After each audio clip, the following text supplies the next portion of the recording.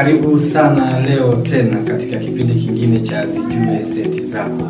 Kipindi ambacho kinaendelea kukufundisha na kukupa maarifa ambayo ni muhimu sana katika kuzisimamia fedha zetu na kuweza kuziwekeza tupate faida kutokana na hizo fedha.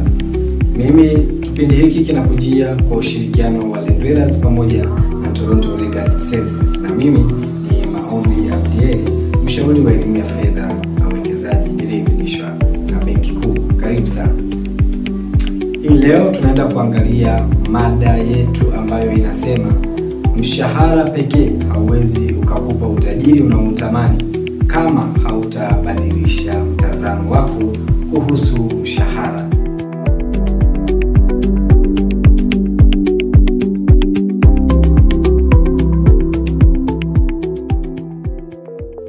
Watu wengi wanapata pesa nyingi, lakini huwa wanajiuliza maswali mengi. Ninapata pesa nyingi kutokana na kazi nzuri ambayo naifanya, lakini mbona sina maendeleo yoyote?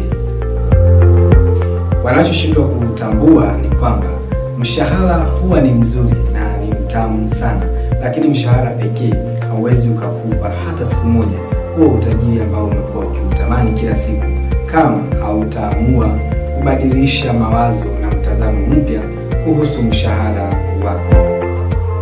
Mshahara unaweza ukawa ni mzuri kama utautumia katika kutengeneza vyanzo vingine vya fedha ambavyo vitakujengea uhuru wa kifedha kwa haraka. Kwa nini mshahara pekee hauwezi ukakupa utajiri ambao unautamani kila siku? Moja, mshahara unategemea afya yako. Unapougua hautaenda kazini. Usipoenda kazini hautaweza kupata huo mshahara. Lakini pia kwa upande mwingine, ili uweze kupata huo mshahara inategemea uhai wa kazi yako. Kazi ambayo unaifanya ikisimama, basi na ule mshahara unakuwa umesimama. Kwa hiyo mshahara peke yake hauwezi ukakupa ule utajiri ambao umekuwa ni ndoto yako kila siku kama utakosa maarifa na mbinu zitakazo kufanya utumie mshahara katika kutafuta vyanzo vingine vya fedha. Mshahara utakuwa kitu kizuri katika maisha yako kama utatumika kama mbegu ya kutengeneza vyanzo vingine vya mapato ambavyo vitakurahisishia ule mchakato mzima wa safari yako ya kifedha. Tuangalie mtazamo hasi ambao tumekuwa nao katika maisha yetu ya ukuaji kila siku. Tumezoea kuona watu hata mashuleni wakifanya vizuri wakiwa na bidii sana, wakiamini wanaweza wakaja kupata kazi nzuri ambayo itaambatana na malipo makubwa kama mshahara, na ambayo watu wengi wanaamini ndio njia pekee itakayowafanya kupata utajiri na kupata mafanikio yale makubwa ambayo kila mtu anayatamani. Lakini ukweli ni kwamba mshahara peke yake hauwezi kutosha kufanya hiyo kazi na kukupa mafanikio na maisha mazuri ambayo umekuwa ukiyaota kila siku. Sasa ni kwa namna gani unaweza ukautumia mshahara wako huu kuwa daraja la mafanikio na utajiri katika maisha yako? Tumeshaona mshahara ni mzuri kama utautumia kama mbegu. Kwa hiyo jambo la kwanza ambalo unaweza ukalifanya la kubadilisha mshahara wako kuwa utajiri, moja ni utumie mshahara wako kama mbegu ya kuzalisha vyanzo vingine vya mapato.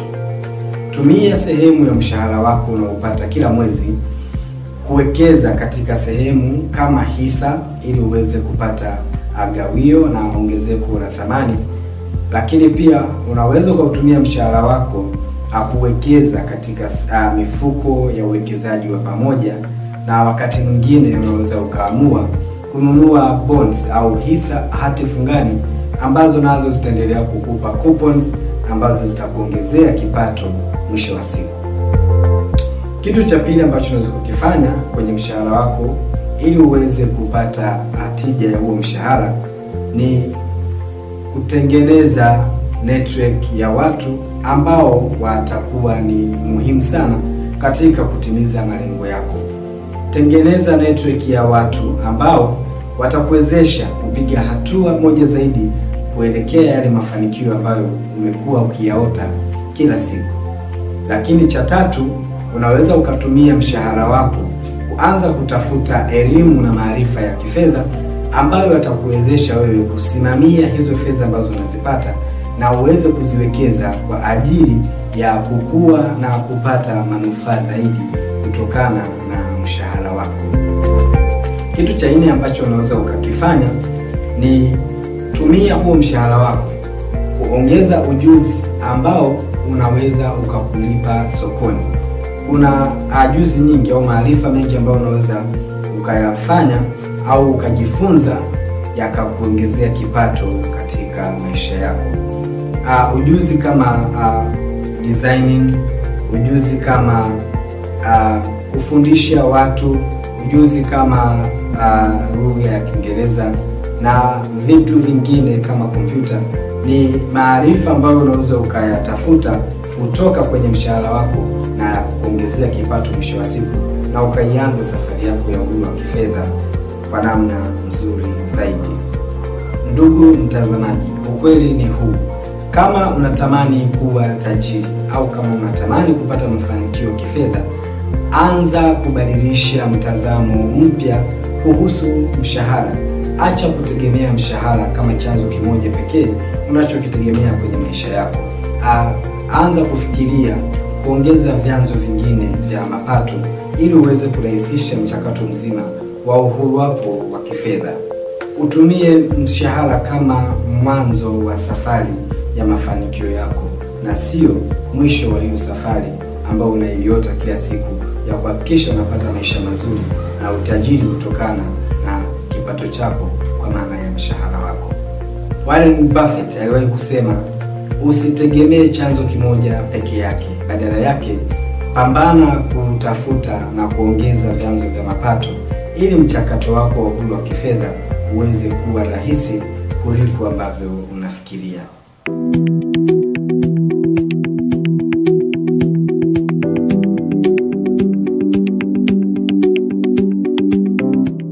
Mpaka hapa tumefikia mwisho wa kipindi chetu leo. Mpaka wiki ijayo, usikose kuendelea kuifuatilia Lindwellers Media, na kipindi chako kama kawaida kinakujia kwa ushirikiano wa Lindwellers pamoja na Toronto Legacy Services, na mimi ni Maombi Abdieli, mshauri wa elimu ya fedha iliyoidhinishwa na Benki Kuu. Karibu sana.